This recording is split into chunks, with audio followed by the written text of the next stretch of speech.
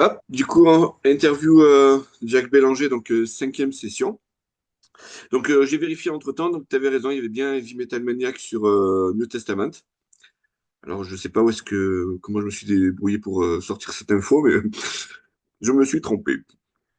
Donc du coup, voilà, après Exciter, en 2007 et 2010, tu fais partie des guests sur les albums Metal et Annihilator de Annihilator au backing vocals. Donc, il y a plein d'autres anciens membres d'Exciter, dont Dan Biller et Alan Johnson. Est-ce que Mhm. Jeff Waters, il voulait réunir plusieurs périodes de Exciter sur sur les mêmes CD? Écoute, non, je pense que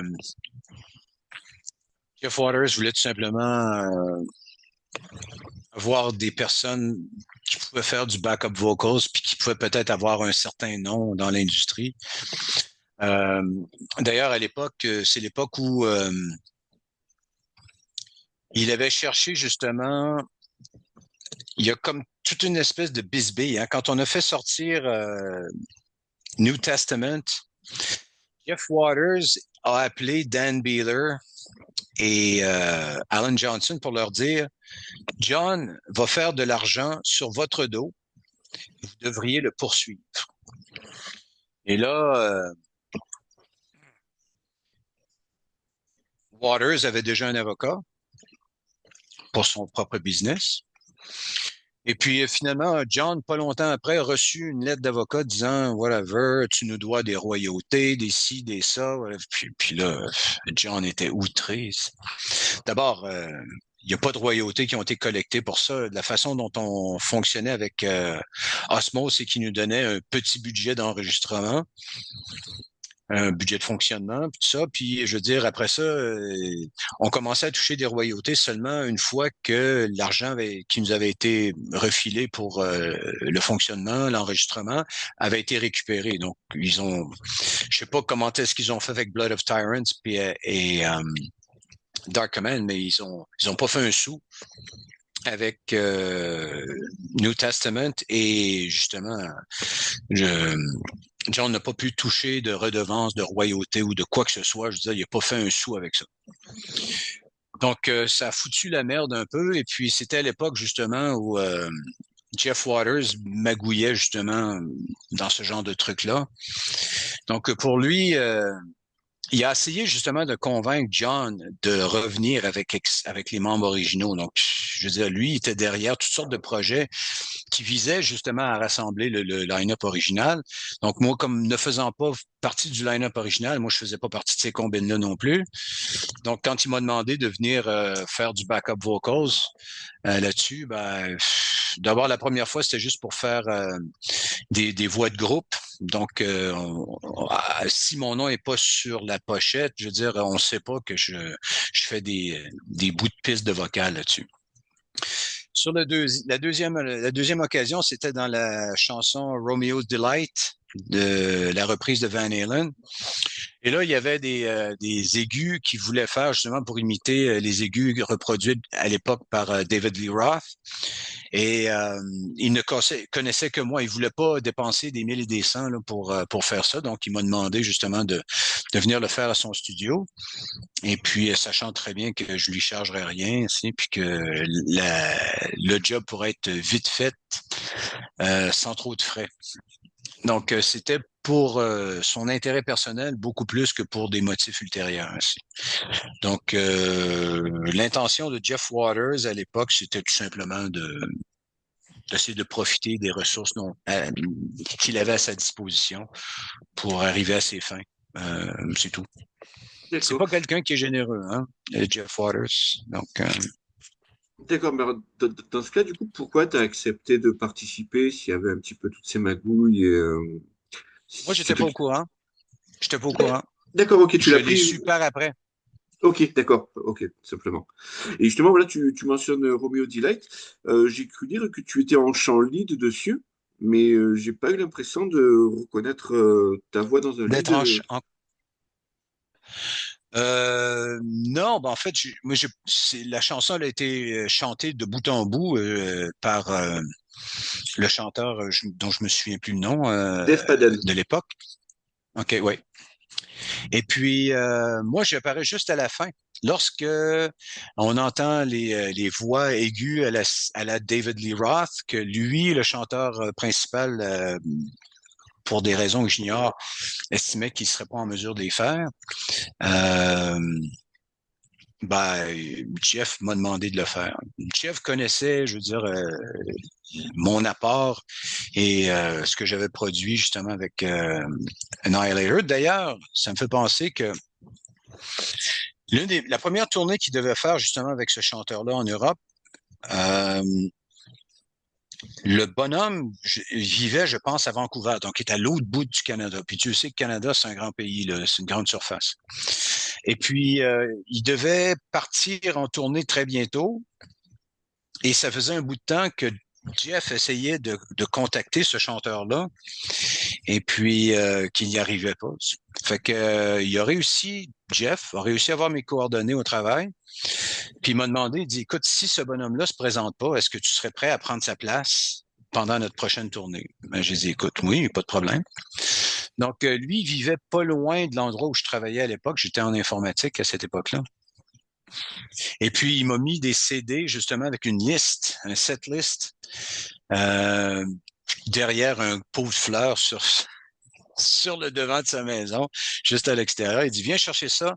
C'est derrière le pot de fleurs. Puis il dit, commence à apprendre les chansons. Puis je te donne des nouvelles bientôt pour savoir si tu fais la tournée avec nous ou pas. Et puis il m'a rappelé, je pense, 4 ou 5 jours plus tard pour me dire que il avait finalement été en contact avec son chanteur. Et puis il m'a dit, écoute, merci d'avoir été disponible quand même, mais voilà, donc j'aurais pas besoin de tes services. D'accord.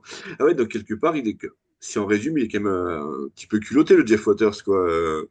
Donc là, entre le fait de comploter tout ça par derrière, de te proposer une tournée et tout, Écoute, la chronologie des événements, je la connais pas exactement, donc je peux pas te dire qu'est-ce qui ouais, est ouais, ouais. arrivé en même temps que quoi. Mais la seule chose que je puisse te dire, c'est hormis le fait que c'est un excellent guitariste, ça c'est indéniable, hein, Jeff Waters est fantastique, ni plus ni moins. Euh, c'est pas un bonhomme avec qui j'aurais envie d'être ami. C'est pas une fréquentation c'est pas un homme que j'aimerais fréquenter. Hmm. C'est, c'est un homme que je trouve superficiel et puis assez égocentré. Mais bon, dans le business, c'est des gens égocentrés, c'est pas ça qui manque. Oui, oui, oui. Ok. Donc, voilà, donc du coup, j'en reviens au backing vocals que vous avez fait. Donc, avec Dan et Alan, est-ce que vous avez enregistré vos prises ensemble ou séparément? Et Séparément. séparément, d'accord, vous n'êtes pas Hein, rencontrés. c'est ça. Et puis moi, je veux dire, Dan et Al, je les ai rencontrés à toutes sortes de reprises par hasard. On allait voir un spectacle, whatever. Ah, Dan. Les relations ont toujours été cordiales. Je veux dire, moi, je me souviens, euh, à l'époque où Brian McPhee était là et qu'il s'apprêtait à enregistrer l'album OTT, il cherchait un chanteur. Et puis moi, j'avais passé une audition justement avec Brian, Al et puis Dan Beeler. Et ils avaient aimé justement la façon dont j'avais rendu le vocal des chansons. Mais ils ont décidé de pas m'engager parce que c'était l'époque où, comme je te disais, j'avais l'air de Vince Neil bien plus que d'autres choses. Et à cause du look et du fait que j'étais francophone aussi, évidemment, ils ont dit non, on va pas le prendre. Ils ont pris plutôt un bonhomme de Montréal qui jouait dans un band qui s'appelait Crypt, je pense, et qui lui s'était engagé à reproduire, un peu comme moi j'ai fait avec John. J'ai dit je veux faire exactement ce que tu veux. Ben lui, il s'est engagé à reproduire presque exactement la voix de Dan Beeler. C'est ce qu'on lui avait demandé de faire. Et c'est lui qui a produit l'album OTT. Donc, je connaissais déjà Al et Dan. Al, par la suite, justement, après la faillite de mon projet de Black Star. Et puis, ces deux bonhommes avec qui, les quelques fois que je les ai rencontrés, j'ai toujours eu le plaisir à discuter avec eux parce que c'était des bonhommes qui, de prime abord, étaient assez sympathiques, mais avec qui j'ai pas eu l'occasion de travailler vraiment. Donc, je sais pas comment ils se comportent lorsque les choses deviennent un petit peu plus épineuses. D'accord. Et du coup, avec Dan, vous avez pu un peu échanger par rapport à vos passages respectifs dans Exciter, vous n'avez jamais parlé. Non. En T'as fait, jamais donné son non, avis, hein? non. En fait, le seul avis que j'ai eu, en fait, Dan, je l'ai jamais rencontré. Après mon passage, là, mon dernier passage avec Exciter 2006, j'ai pas revu Dan depuis. Donc, Ok. je ne sais pas ce qu'il en pense. La seule chose que je sache, c'est que lorsque ils se sont réunis, les trois membres originaux, euh, Al avait vu une vidéo de nous, justement, au Bang Your Head Festival. Et je pense qu'il m'entendait pour la première fois dans le matériel d'Exciter. Et puis, il m'avait envoyé un message dans Facebook, me dire, wow, your voice is excellent, whatever, this and that. Puis j'ai dit, OK, bon, merci beaucoup, c'est fantastique, je suis content que tu aimes ça. Mais bref, c'est pour te dire, ces gens-là se sont pas du tout, Al et Dan se sont pas du tout intéressés à ce que John produisait avec sur les albums de Dark Command et Blood of Tyrants, principalement. D'accord. Ils n'étaient pas curieux d'aller voir comment c'était. Ok. Du coup, voilà, donc toujours par rapport aux guests sur l'album d'Annihilator, sachant qu'il y a plein de guitaristes en guest aussi, donc c'était sur l'album Metal. Sais-tu pourquoi il n'a pas poussé l'idée en faisant venir aussi John Ritchie, lui proposer un solo? Okay. Je pense pas que ce soit un scoop, là. John Ritchie déteste Jeff Waters. Ah, d'accord, je ne savais pas. Ok. Et puis, quand il a reçu les lettres d'avocat, ça a été la cerise sur le Sunday. Ça a été la goutte qui a fait déborder le vase. Je veux dire, non, faut pas parler de Jeff Waters en présence de John parce que Oui, ok, d'accord. les, D'accord, donc lui, toutes les petites magouilles, il a été au courant en temps et en heure, quoi. Du coup, il a su tout ça en fait, venait, tout ça, quoi. la raison pour laquelle John déteste Jeff Waters, bon, écoute, on peut interpréter ça de différentes façons. Tout ce que je peux te dire, c'est qu'il est arrivé à un moment donné, juste avant la production ou la parution, en fait,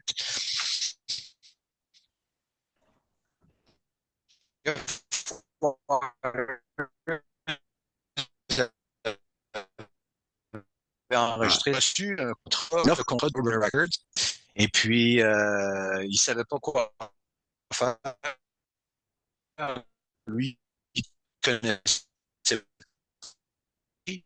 là, je sais pas quoi en penser. Bon, est-ce que tu ferais le voir? Est-ce que tu es là, Emmanuel? Ça. Ah, merde.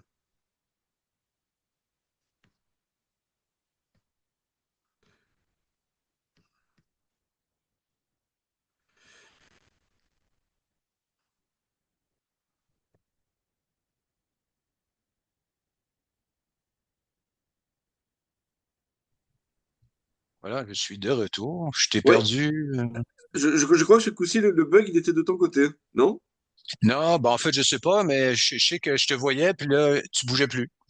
Donc, je me suis dit, ben, je vais me débrancher, je vais me rebrancher ici. D'accord, ok. Ouais, bah, ouais, d'accord, c'est ça, c'est encore moi, quoi. Donc, ouais, ce que j'entendais, c'était voilà, que Jeff Waters, il aimait pas John Ritchie Ah, et c'est que ça. Donc, John Ritchie l'inverse. avait accepté justement de passer une couple de soirées à éplucher ce contrat-là, à dire ça, oui, tu acceptes, ça, tu n'acceptes pas, et à la place, tu devrais demander ça plutôt, whatever. Et Jeff a modifié le contrat exactement selon les conseils de John et le contrat a été accepté tel quel par Roadrunner Records. Et depuis ce temps-là, je veux dire, John estime que Jeff Waters aurait dû lui devait quand même une fière chandelle de lui avoir donné. Et John dit, écoute, ce bonhomme-là, je veux dire, m'évite, me méprise depuis ce temps-là. Bon, est-ce que c'est vrai, est-ce que c'est faux, est-ce que c'est juste l'impression de John, ça, je ne sais pas. Mais bref, il l'a trouvé tellement ingrat qu'il a décidé finalement, il dit, moi, je ne veux plus parler à ce bonhomme-là. D'accord. Et ça s'est envenimé avec toutes les intrigues juridiques, etc., les questions de royauté fantôme. Et le re-release des deux premiers albums d'Exciter qui ont été concoctés justement par Jeff Waters aussi. Ok. Donc, du coup, dernière question concernant Jeff Waters. Donc, il avait enregistré Metal en 2022 avec un line-up complètement différent, où d'ailleurs, il a rajouté une reprise de Heavy Metal Maniac.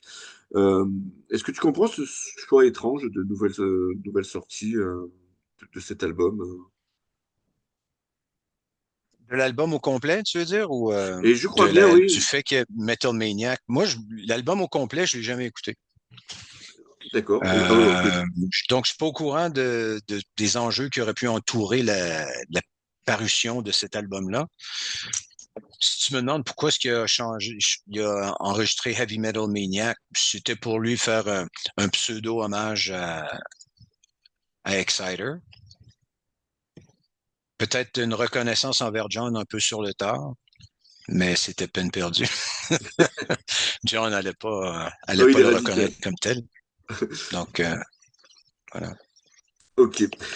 Donc, le prochain truc que j'ai, donc c'est en 2014 avec Assassin's Blade.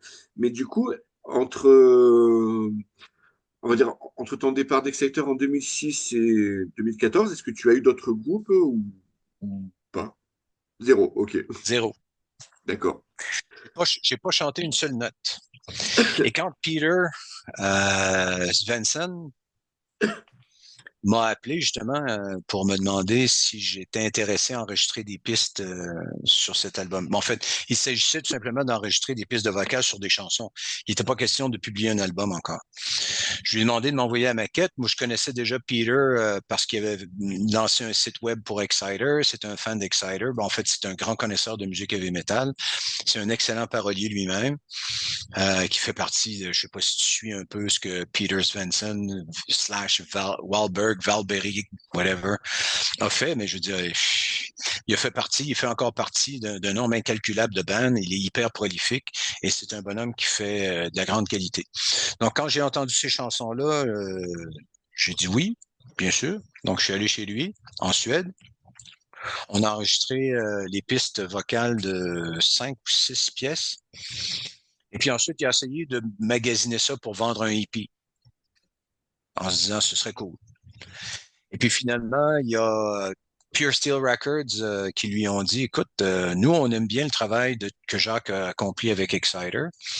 On aimerait bien publier tes chansons, mais on aimerait publier un album complet.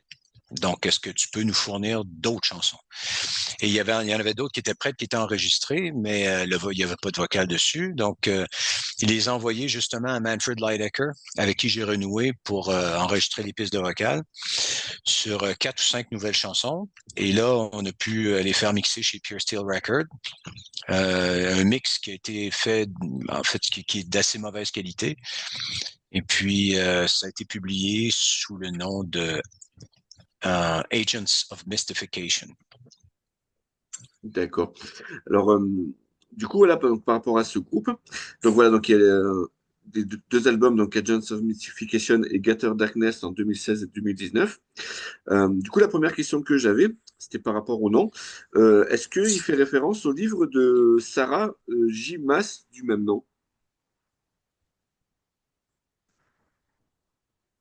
Pour être franc et honnête, je ne sais pas. C'est D'accord. possible. Peter, c'est un grand lecteur.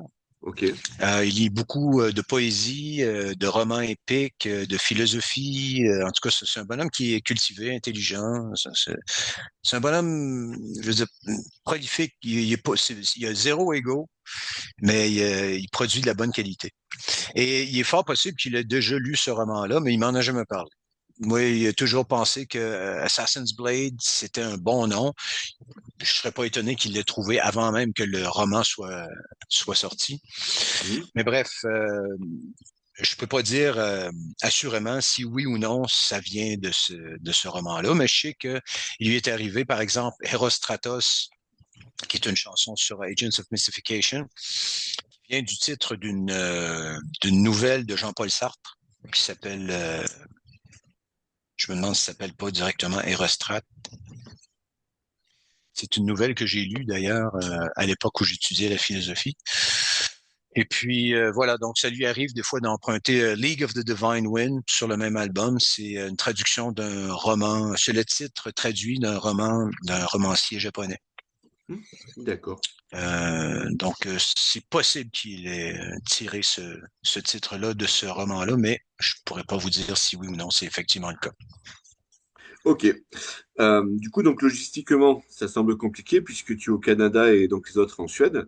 Mais est-ce que vous vous êtes quand même vu pour composer, répéter ou enregistrer ou tout a été fait à distance? Tout a été fait à distance. En fait, pour le premier album, euh, lui, il collaborait avec le guitariste Peter, je pourrais pas prononcer son nom de famille, Strandrud, whatever, qui avait déjà joué jadis avec Portrait, un autre groupe suédois, je pense. Oui. Et eux, comme Peter venait de déménager justement dans la petite localité où Peter vivait, ils ont commencé à collaborer, écrire des chansons. Donc eux, ils travaillaient sur le matériel, ils l'enregistraient. Il y avait un batteur justement, Rosenquist, qui jouait dans Void Moon, un des multiples groupes de Speeder, un de ses premiers groupes d'ailleurs qu'il a fondé, qui existe encore.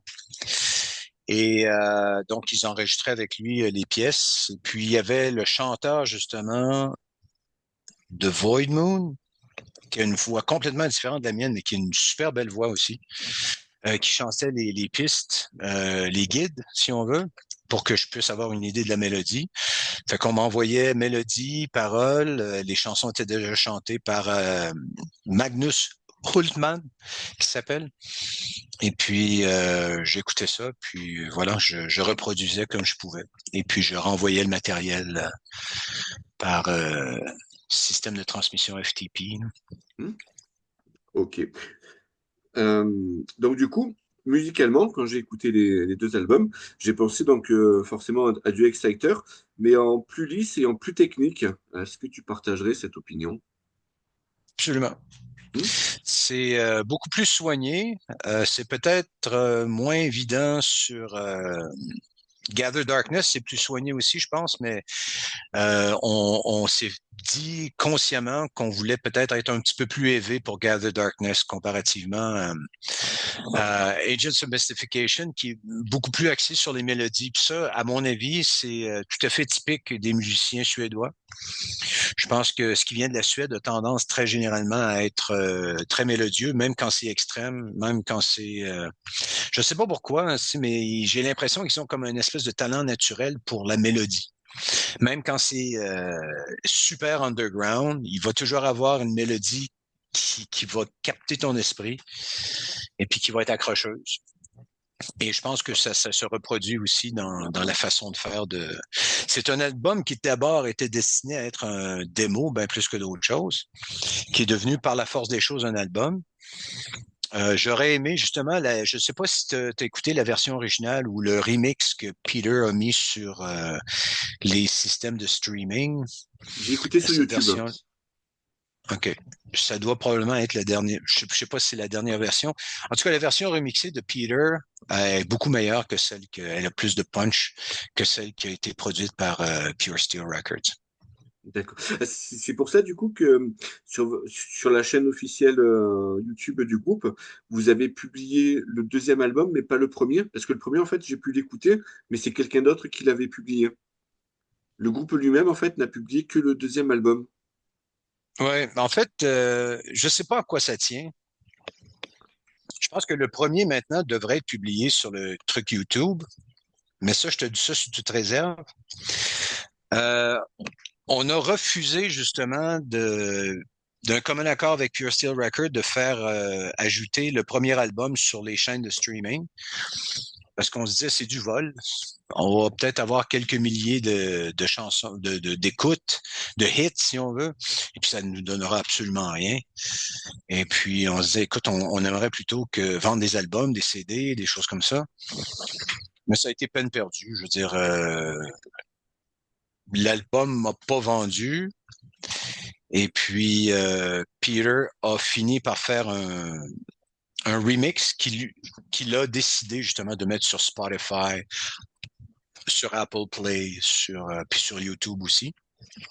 Donc, ce que tu as écouté, je ne sais pas si c'était un vieux posting qui date d'il y a plusieurs années ou est-ce que c'est quelque chose d'assez récent. Je pense qu'il date un petit peu, je vérifierai, mais je pense que ça devait être la version d'origine du premier album. Si tu écoutes sur Spotify ou Apple Play, qui n'avait pas le premier album de Assassin's Blade depuis sa parution, il est Mhm. apparu récemment avec justement le téléversement de la part de Peter qui lui a décidé de verser justement la version remixée qui avait D'accord, un peu plus de punch. Puis je trouve que le vocal le ressort un peu mieux aussi. d'accord, je regarderai sur Spotify alors. Ok. Du coup, donc pour les lyrics, donc tu m'as dit donc pour le premier album, il t'avait tout envoyé, mais donc j'en reviens toujours un petit peu à la même question, mais pour le deuxième album, est-ce que tu as pu un petit peu écrire ou pas du tout? Non, j'ai pas écrit. Ça vient peut-être de cette paresse que j'ai développée depuis que je travaille avec John Ritchie. D'accord? C'est que lui il fait tout et puis moi je n'ai qu'à être un interprète. Euh, En plus, j'ai comme l'impression de n'avoir plus rien à dire. À l'âge que j'ai maintenant 62 ans. Euh, j'ai encore très envie de chanter, mais j'ai pas envie de dire quoi que ce soit. J'ai fait des études pourtant hein, en philosophie, en sociologie à l'université. Je suis encore curieux de comprendre l'esprit humain, le comportement, etc., la psychologie, les valeurs humaines. Mais est-ce que j'ai quelque chose à dire? J'aurais plein de choses à dire, mais je sais que ça intéresserait pas grand monde. Donc, euh, je suis un peu désillusionné par tout ce qui se passe dans le monde en général, par le côté superficiel des êtres humains. Depuis l'avènement des médias sociaux, surtout, je me rends compte que les êtres humains sont beaucoup plus narcissiques. En fait, le narcissisme, je me demande si c'est pas une, euh, une caractéristique fondamentale de l'être humain qui a fini par se révéler sur le tard avec l'apparition des médias sociaux où là, tout le monde peut se présenter avec sa page, ses photos retouchées, etc. Où là, finalement, il n'y a plus que l'image qui compte et ce que les gens pensent de nous. Ça me déçoit profondément et ça m'empêche pas de réfléchir, mais je me dis, j'ai plus envie d'être, je sais pas moi, d'allumer des bougies dans la tempête. Hmm. Si on fait une analogie entre les bougies puis les lumières, tiens, que tu connais très bien, ça fait partie de ta culture et de ton histoire. Euh, c'est ça. Essayer de mettre de la lumière dans un monde d'obscurité qui prône que l'obscurité ou que les apparats. Ça fait en sorte que j'ai plus grand-chose à dire et j'ai plus envie d'écrire de la poésie comme j'avais envie d'en écrire à l'époque. J'étais idéaliste. Je pense qu'il faut être idéaliste un peu. Je suis devenu tellement pragmatique que finalement, je sens que j'ai plus rien à dire. Pourtant, quand j'écoute les paroles de certaines chansons de Metallica, par exemple, j'aime beaucoup leur façon de présenter le réalisme avec la chanson One, par exemple. Ouais. Je sais pas si tu te souviens avec la vidéo. Je veux dire, on décrit une forme d'horreur, un état psychique. C'est un être qui est coupé du monde presque complètement, mais qui a déjà vécu dans ce monde-là, donc qui en a une espèce de représentation. Et c'est dit avec des mots qui sont tellement, pourtant simples, mais c'est tellement bien fait c'est que je me dis, merde, moi, si je voulais écrire, il faudrait que j'écrive comme ça. D'accord, ok. Mais j'en ai plus l'intention, j'en ai plus l'énergie non plus, je pense. Ouais, puis en plus, One, c'est vraiment la bonne période de Metallica, quoi. C'est l'album de Justice for All, donc c'était le summum. C'est mon préféré. Pareil, pareil, c'est mon préféré aussi, quoi. Du coup, où est-ce que j'en étais? Donc, ça, je l'ai posé. Euh, voilà, donc pour Assassin's Blade, donc est-ce que c'est vraiment cantonné à du studio ou est-ce que des lives par-ci, par-là, ça pourrait être... Ce qui est arrivé, c'est que il était question justement qu'on fasse quelques spectacles. On en a fait un d'ailleurs, au Danemark, D'accord. dans un petit festival qui s'appelle Metal Magic. On a fait une apparition là avec Niflheim, avec bon, d'autres groupes qui sont très bons aussi. Euh, Mais ça a été la seule prestation et ce sera probablement la seule prestation de Assassin's Blade. Moi, j'aimerais continuer Assassin's Blade parce que c'est un projet que j'ai beaucoup aimé. J'ai beaucoup aimé ce qu'on a produit justement au sein de ce groupe-là. J'aime travailler avec Peter. C'est un bonhomme hyper talentueux, intelligent, qui avance dans ses projets.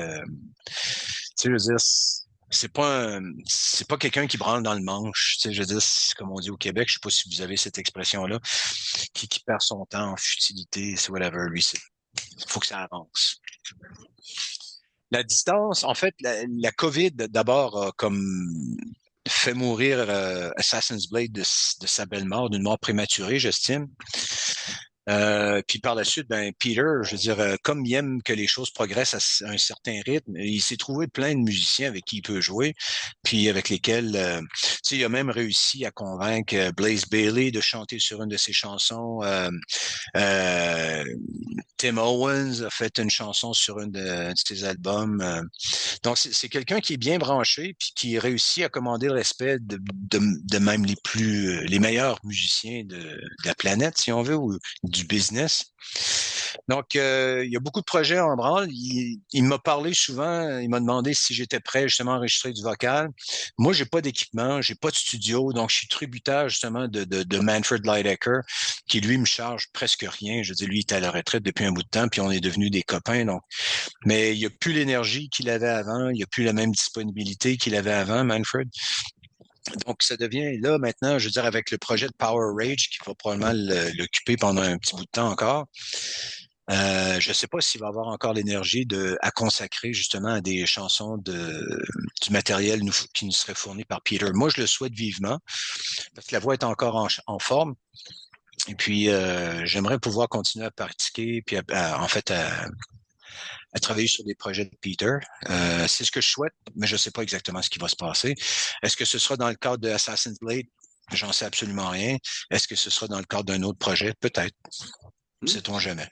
D'accord, l'avenir le dira. Mm. Euh, d'accord, donc j'ai aussi noté deux apparitions dont j'aimerais que tu touches un mot. La première, c'est en 2018. Alors, c'est sur l'EP de Lycanthro, Four Horsemen of the Apocalypse, où l'on t'entend sur Pal Rider, un titre de 13 minutes, hein. Mhm. Voilà, si tu peux nous en parler. Euh, ben, je me souviens plus de son nom. En tout cas, c'est un jeune band d'Ottawa que j'avais vu live à quelques reprises ici à Ottawa, que j'avais trouvé pas mal. Je veux dire, c'est des gens qui étaient très enthousiastes, c'est talentueux, qui travaillaient fort, whatever. Puis je les avais rencontrés quelques fois comme ça. Et tout à coup, je veux dire, justement, ils m'ont demandé, on est allé prendre une bière ensemble, et puis ils m'ont demandé est-ce que ça te dirait de chanter en duo avec moi. C'est le chanteur qui me demande ça sur le prochain EP qu'on va produire. Je dis, écoute, moi, si ça peut vous aider, si ça peut vous faire plaisir de le faire, si ça peut vous aider à promouvoir votre matériel, moi, ça va me faire grand plaisir de vous donner un coup de main. Donc, j'ai enregistré les pistes chez Manfred aussi, Manfred Lidecker, et puis je leur ai envoyé ça, ils ont intégré, puis voilà. Mais j'ai chanté une ou deux fois cette chanson-là live avec eux, ici à Ottawa. Mais c'était pas, c'est un projet que je faisais purement par amitié que dans l'intention de fonder un projet à long terme. D'accord. Ok, donc je te propose qu'on fasse encore une petite coupure et je te renvoie un lien d'ici à peu près 5 minutes pour la suite. OK, parfait. Hop.